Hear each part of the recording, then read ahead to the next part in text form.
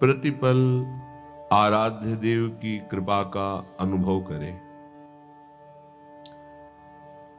ये माया का ऐसा आकर्षण है, प्रभु से मिलने के लिए मुझे मनुष्य शरीर मिला है, इसे भुला देना इसका कार्य है।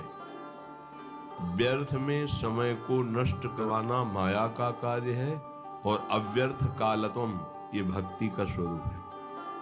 समय को सार्थक भक्ति करती है और समय को निरर्थक माया करती है।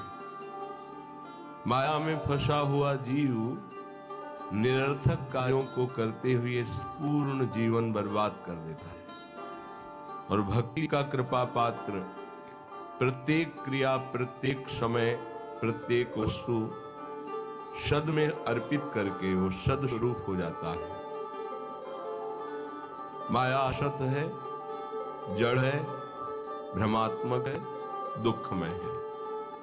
भक्ति सद है, महासुख प्रदान करने वाली है और प्रकाश स्वरूप है, इसलिए इसमें भ्रम हो ही नहीं सकता है।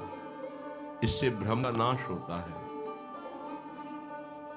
जो भक्त हैं, जो उपासक हैं, उनके लिए ये बात है। संसारी पुरुष तो प्रभु को कुछ मानते ही नहीं, कुछ मानते हैं तो केवल एक अपने सुख को पाने के लिए उनको साधन मात्र समझते हैं, साध्य प्रभु को नहीं समझते। हे प्रभु मेरा ऐसा कार्य हो जाए, प्रभु हुए साधन और सांसारिक कार्य हुआ साध्य, कोई खास बात नहीं हुई। यहाँ भगवत प्राप्ति की जो चर्चा है उसमें है साधन संपूर्ण विषयों को बना ले, क्रियाओं को बना ले, वृत्तियों को बना ले और साध्य प्रभु को माने। यहां से प्रारंभ होता है भगवत मार्ग। नहीं, उसे हम भगवत मार्ग नहीं कहते हैं। जो केवल सांसारिक भोगों को, सांसारिक पदों को, सांसारिक वस्तुओं को सत्य मानता है और सुन सुनाकर कहीं न कहीं प्रभु से इतनी आस्था रखता है कि हमारी सांसारिक कामनाओं की पूर्ति हो जाए, वो विषयी साधक है, उसे अभी परमार्थिक नहीं कह सकते। यद्यपि भगवान उसे उदार ही कहते हैं। जैसे पिता से कोई मांगे तो पिता दुलारवश कहता है, तुम्हें धन्यवाद, तुमने हमारी मर्यादा रखी, किसी और से न मांगकर हम ही से मांगा। इसी तरह प्रभु कहते हैं उदार है, आर्त या अर्थार्थी या जिज्ञासु। पर ज्ञानी को अपनी आत्मा कहा है।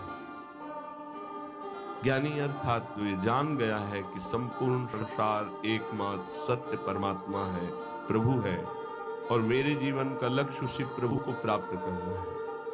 ये भूल भुलैया के मार्गों को कहीं धर्म नहीं कहा जाता।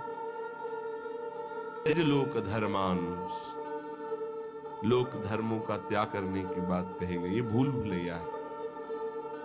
श्री भगवान जगत गुरु है, वही कह रहे सर्व धर्मान परित्यज्य मामेकम शरणं व्रज, मेरी एक शरण में हो जाओ।